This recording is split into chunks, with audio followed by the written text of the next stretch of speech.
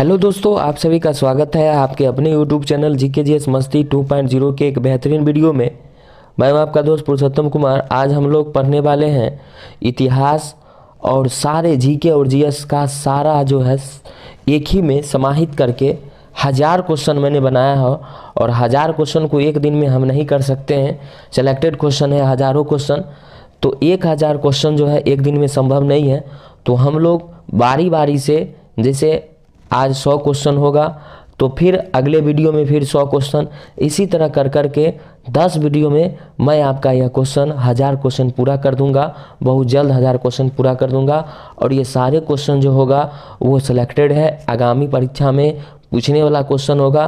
तो आप लोग बिल्कुल जो है वीडियो छोड़ के मत जाइएगा, वीडियो से चिपक जाइएगा और ये सारे क्वेश्चन को हल ज़रूर देखिएगा। क्या है कि हम 100 क्वेश्चन में करीब करीब कुछ क्वेश्चन ऐसा होगा जो डीपली में आपको मैं बताऊंगा।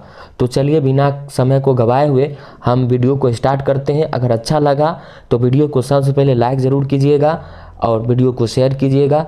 चैनल अगर आपको अच्छा लगता है तो सब्सक्राइब जरूर कीजिएगा। तो चलिए शुरू करते हैं आज का पहला क्वेश्चन। पहला क्वेश्चन है, भगवान बुद्ध को ज्ञान की प्राप्ति कहाँ हुई थी? तो बोध गया में हुआ था, ये आप लोग को पता होगा, सिंपल क्वेश्चन है। आर्य समाज की स्थापना किसने की थी? स्वामी दयानंद सरस्वती ने किया था 1875 ईस्वी में। पंजाबी भाषा की लिपि कौन सी थी? तो गुरुमुखी थी, याद रखना है आपको। भारत की मुख्य भूमि का दक्षिणतम किनारा कौन सा है? तो कन्याकुमारी है। भारत में सबसे पहले सूर्योदय किस राज्य में निकलता है? तो अरुणाचल प्रदेश में निकलता है। इंसुलिन का प्रयोग किस बीमारी में उपचार में होता है? तो मधुमेह में होता है, ये आपको याद रखना है। बिहू किस राज्य का प्रसिद्ध त्यौहार है? तो असम है और असम की राजधानी दिसपुर है। कौन सा विटामिन आंवले में प्रचुर मात्रा में पाया जाता है? तो सी। और विटामिन के आविष्कारक कौन थे? तो विटामिन के आविष्कारक थे फंक, 1911 ईस्वी में किया गया था। ठीक है, याद रखिएगा। चलिए, और vitamin A, vitamin B, vitamin C, vitamin D ना, ये सब को जो है उन्होंने बताया था। चलिए अगला क्वेश्चन है, भारत का प्रथम गवर्नर जनरल कौन था? विलियम बेंटिक, याद रखिएगा। कागज़ का आविष्कार किस देश में हुआ था? तो चीन में हुआ था, ये बात आपको याद रखना है। गौतम बुद्ध के बचपन का नाम सिद्धार्थ था, ये भी आपको याद रखना है। भारत का सर्वोच्च बलों का सर्वोच्च सेनापति राष्ट्रपति होता है। तीनों सेनाओं का प्रमुख राष्ट्रपति होता है, ये आपको पूरा याद होगा। तीनों सेनाओं का जो सेना ये अध्यक्ष होते हैं वो राष्ट्रपति होते हैं। और अनुच्छेद 52 के तहत राष्ट्रपति का, भारत में एक राष्ट्रपति होंगे अनुच्छेद 52 के तहत, ये अभी आपको याद रखना है। रतौंधी किस विटामिन की कमी से होता है? तो विटामिन ए की कमी से रतौंधी होता है, ये आपको याद रखना है। और इसके खोजकर्ता मैकुलन थे और इसका रासायनिक नाम रेटिनॉल है, याद रखना है। पोंगल किस राज्य का त्यौहार है? तमिलनाडु का। गिद्धा और भांगड़ा लोक नृत्य कहाँ का? तो ये लोक नृत्य है पंजाब का। टेलीविज़न का आविष्कारक जे.एल. बेयर ने किया था, ये आपको याद रखना है। और अगला क्वेश्चन है 17 नंबर, भारत की पहली महिला मुस्लिम शासिका होगा रजिया सुल्तान, जिसकी शादी अल्तुनिया से हुआ था, ये भी याद रखिएगा। दिल्ली सल्तनत में इन्होंने बहुत अच्छी तरह से इन्होंने अपना कार्यकाल को निभाया, ज़्यादा दिनों तक नहीं रहा, 12 से 36 से 40 तक ही रही थी। मछली किसकी सहायता से सांस लेता है? गलफरे से। इनकलाब जिंदाबाद का नारा किसने दिया? तो इनकलाब जिंदाबाद का नारा भगत सिंह ने दिया था। भगत सिंह की फांसी जो पड़ी थी 23 मार्च 1931 को पड़ा था। राजगुरु भगत सिंह और सुखदेव को, तीनों को एक ही दिन फांसी दिया गया था। जलियांवाला बाग हत्याकांड कब हुआ? तो जलियांवाला बाग हत्याकांड 13 अप्रैल 1919 को हुआ था अमृतसर में। और इसका डिटेल्स भी हम बता रहे हैं आपको। जलियांवाला बाग में जो घटना हुआ था, ये सैफुद्दीन किचली और डॉक्टर सतपाल की गिरफ्तारी हो गया था, उसके विरोध में जो है एक सभा का आयोजन किया गया था। लेकिन उस सभा को जैसे ही शुरू किया गया, वहाँ पर जनरल ओडायर पहुंचकर गोली चलवा दिया गया, जिससे हमारे भारतीयों लोगों की बहुत ज़्यादा, हज़ारों प्लस, किताब में तो बहुत कम दिया गया है लेकिन एक अनुमानित है कि 1000 से भी प्लस होगा। और लाशों का ढार बिछ गया था उस मैदान में, बहुत सारे व्यक्ति कुएं में कूदकर जान दे दिए थे। इस तरह की घटना से बहुत ज़्यादा जो है, एक पंजाबी थे, उनका नाम था उधम सिंह, उन्होंने पहुंचकर मिट्टी छूकर कसम खाया और बोला कि जब तक मैं उसको मार नहीं दूंगा तब तक मैं चैन से नहीं बैठूंगा। उधम सिंह बहुत गरीब व्यक्ति थे, अपनी मेहनत की वजह से उन्होंने ज़्यादा दिनों तक काम किया, मेहनत किया और मेहनत करके उन्होंने एक मारने के लिए प्लान बनाया और बंदूकें खरीदी और जाके और ब्रिटिश संसद में जाकर जनरल डायर को गोली से पूरा धच्ची उड़ा दिया था। तो ये थे हमारे उधम सिंह, उन्होंने बदला लिया। चलिए अगला क्वेश्चन की ओर बढ़ते हैं। अगले क्वेश्चन की ओर, अगला क्वेश्चन है 1939 में कांग्रेस छोड़ने के बाद सुभाष चंद्र बोस ने किस दल की स्थापना की? तो फॉरवर्ड ब्लॉक, ये आपको याद रखना है। चलिए पंजाब केसरी लाला लाजपत राय को कहा जाता है, सभी लोगों को पता है। सैंडर्स की हत्या किसने की थी? तो भगत सिंह ने किया था, ये भी आपको याद रखना है। अगला क्वेश्चन भारत की पहली महिला राज्यपाल सरोजिनी नायडू थी, ये आपको याद रखना है। कुछ क्वेश्चन ऐसा है कि आपको बहुत पहले से पता होगा, लेकिन क्वेश्चन को बराबर पढ़ते रहिएगा तो आपको ज़रूर याद रहेगा। माउंट एवरेस्ट पर 2 बार चढ़ने वाली महिला संतोष यादव। ब्रह्म समाज की स्थापना राजा राम मोहन राय ने 1828 में किया था। स्वामी दयानंद सरस्वती का मूल नाम मूलशंकर था, ये आपको याद रखना है। अगला क्वेश्चन है वेदों की ओर लौटो का नारा किसने दिया था? दयानंद सरस्वती ने दिया था। अगला क्वेश्चन 30 नंबर क्वेश्चन का रहा है रामकृष्ण मिशन की स्थापना स्वामी विवेकानंद 1897 में किए थे।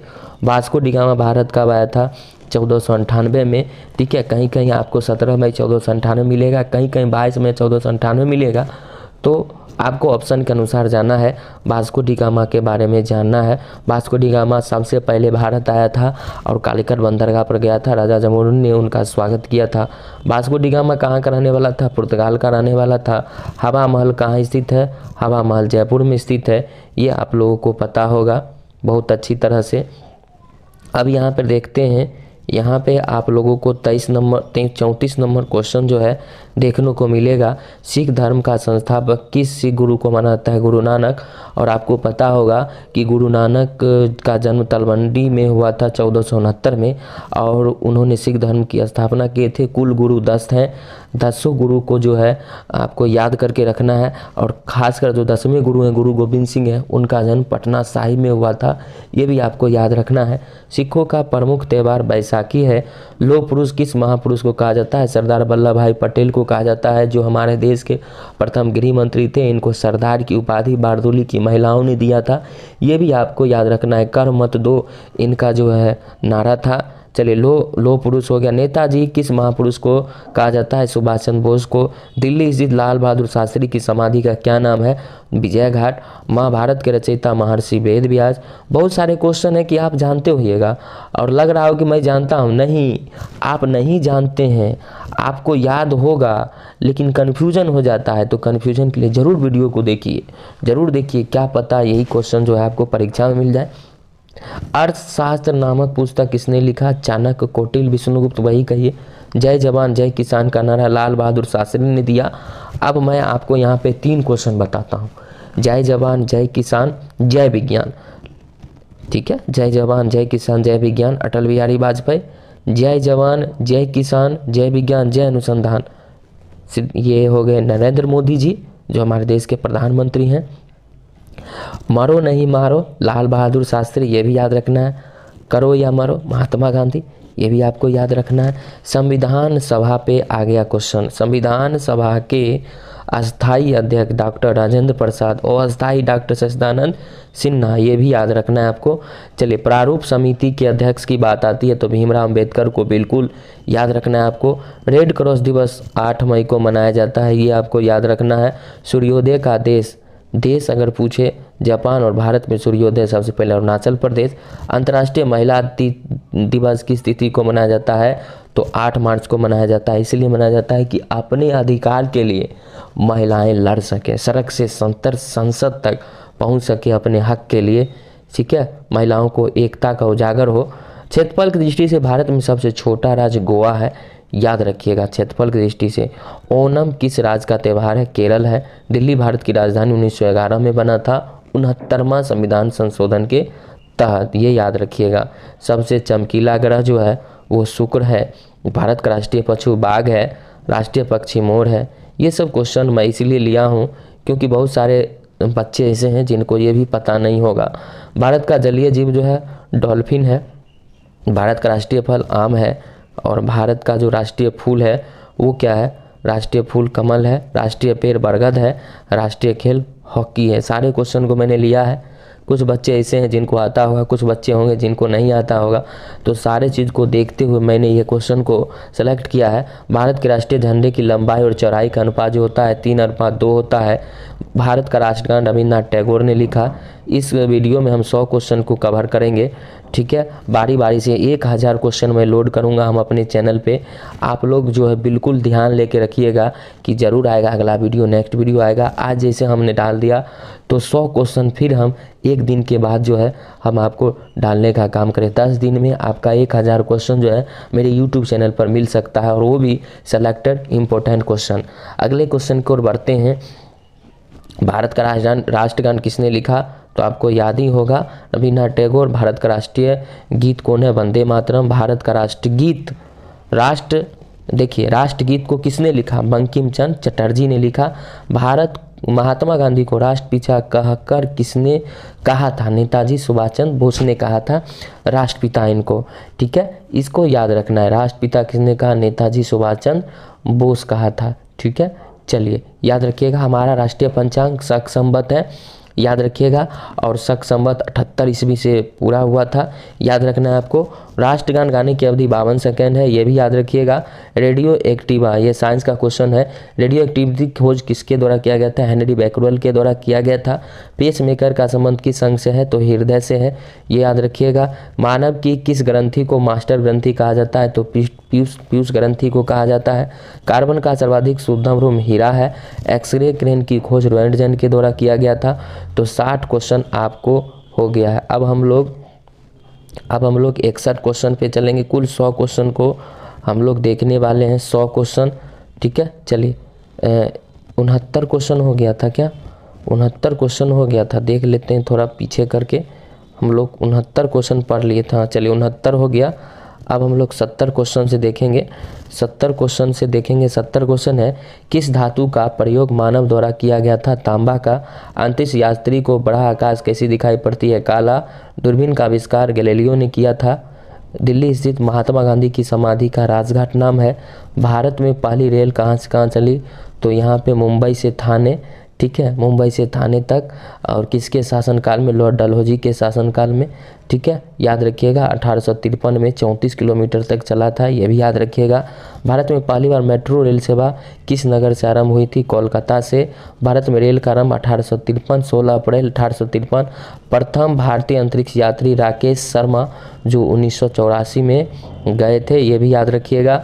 भारत की प्रथम महिला मुख्यमंत्री सुचेता कृपलानी थी, याद रखिएगा। यूपी हरियाणा के पहले मुख्यमंत्री पंडित भगवत दयाल शर्मा, ठीक है। संयुक्त राष्ट्र संघ की स्थापना 24 अक्टूबर 1945, याद रखिएगा। द्वितीय विश्व युद्ध के जस्ट बाद तृतीय विश्व युद्ध न हो इसीलिए संयुक्त राष्ट्र संघ का मुख्यालय न्यूयॉर्क है। संयुक्त राष्ट्र संघ के पहले महासचिव डिर्क वैली हैं, याद रखिएगा। संयुक्त राष्ट्र संघ के जो जितने भी सदस्य देश हैं वो 193 है, और 193वां देश दक्षिणी सूडान है, ये याद रखिएगा आपको। 193 अभी कुल है ना। चलिए संयुक्त राष्ट्र संघ की सुरक्षा परिषद में कितने कुल सदस्य देश हैं? 15 हैं। अस्थाई अगर बात किया जाए तो 5 है। अस्थाई के लिए एक ट्रिक है, और वो वी फराची, और से अमेरिका, रू से रूस, बी से ब्रिटेन, फा से फ्रांस, सी से चीन। तो 5 सदस्य आपको इसी तरह याद हो जाएगा बेहतरीन तरीके से। अंतर्राष्ट्रीय न्यायालय का कहाँ स्थित है? द हेग, हॉलैंड में। संयुक्त राष्ट्र संघ के वर्तमान महासचिव बान की मून अभी नहीं है, ठीक है। अभी कौन है? तो अभी हमारे बीच है एंटोनियो गुटेरस, संयुक्त राष्ट्र संघ के वर्तमान महासचिव, ठीक है। तो इसको कॉपी में आप लोग लिख लीजिएगा। चलिए अगले क्वेश्चन की ओर बढ़ते हैं। अगला क्वेश्चन क्या कहता है कि संयुक्त राष्ट्र संघ महासभा में हिंदी में भाषण देने वाले पहले भारतीय अटल बिहारी वाजपेयी थे। लेकिन अगर बात किया जाए वहाँ का कार्यकारिणी भाषा संयुक्त राष्ट्र संघ का, तो अंग्रेजी और फ्रेंच है, ठीक है। या तो अंग्रेजी में दे सकते हैं, नहीं तो फ्रेंच में बोल सकते हैं। लेकिन हमारे अटल बिहारी वाजपेयी जिसमें देश के प्रधानमंत्री थे, उस समय वहाँ जाकर हिंदी में भाषण दिए थे, ठीक है। क्या बात है, मज़ा आ रहा होगा आप लोगों को, बिल्कुल मज़ा आ रहा होगा। वीडियो छोड़ के बिल्कुल मत जाइए, क्योंकि 100 क्वेश्चन अब आने वाला है। संयुक्त राष्ट्र संघ सुरक्षा परिषद के अस्थायी सदस्य किसके लिए कितने वर्ष के लिए चुने जाते हैं? तो 2 वर्ष के लिए चुने जाते हैं, याद रखिएगा। अस्थायी वाले संयुक्त राष्ट्र संघ का 193वां सदस्य देश दक्षिणी सूडान है, हम बताए हैं। किस विटामिन की कमी से खून का रुकाव बंद हो जाता है? कि हिंदी दिवस 14 सितंबर को मनाया जाता है, ये भी याद रखना है आपको। बिल्कुल अगर आपसे पूछा जाए 20 हिंदी दिवस, तो आपको याद रखना है कितने तारीख को 20 हिंदी दिवस, तो 20 हिंदी दिवस 10 जनवरी और 14 सितंबर हिंदी दिवस। भारतीय राष्ट्रीय संविधान के किस अनुच्छेद द्वारा हिंदी को राष्ट्रभाषा घोषित किया गया और लिपि देवनागरी? अनुच्छेद 343। ओलंपिक खेलों की एकल स्पर्धा में सर्वप्रथम जीतने वाली, स्वर्ण पदक जीतने वाली एकमात्र भारतीय अभिनव बिंद्रा। ओलंपिक खेल का आयोजन 4 वर्षों पर होता है। 2016 का ओलंपिक खेल रियो डी जेनेरो में हुआ था, होंगे नहीं, हुआ था, ठीक है, याद रखिएगा। और अभी हाल ही में जो 2022 में जो हुआ, ठीक है, 2022 में जो राष्ट्रमंडल खेल हुआ, वो भी राष्ट्रमंडल खेल जो हुआ वो जो है आपको जो है उसमें 22वां जो है संस्करण था और उसका शुभंकर पैरी द बुल था, ठीक है। बहुत सारे क्वेश्चन हैं, कितना पढ़िएगा, 100 क्वेश्चन पढ़िए, हम बहुत सारी चीज़ एक एक चीज़ करके बताएंगे। अंतर्राष्ट्रीय मानवाधिकार दिवस 10 दिसंबर को मनाया जाता है। ये आपको अपने अधिकार के लिए, मानव अपने अधिकार के लिए ना 10 दिसंबर को मानवाधिकार दिवस मना सकता है और अपने अधिकार के लिए लड़ सकता है। हरियाणा की कौन सी नस्ल भैंस प्रसिद्ध है? मुराह। प्रसिद्ध शीतला मंदिर कहाँ अवस्थित है? तो गुड़गांव हरियाणा में। एक क्वेश्चन और हम लोग देखेंगे और उसके बाद फिर हम अगले वीडियो में देखेंगे विशाल हरियाणा पार्टी। ये यहाँ हरियाणा से संबंधित क्वेश्चन राव वीरेंद्र सिंह है, ठीक है। चलिए 100 क्वेश्चन आपको हो गया है। नेक्स्ट वीडियो के लिए इंतज़ार कीजिए, अच्छा लगे तो शेयर कीजिएगा। जय हिंद, वंदे मातरम।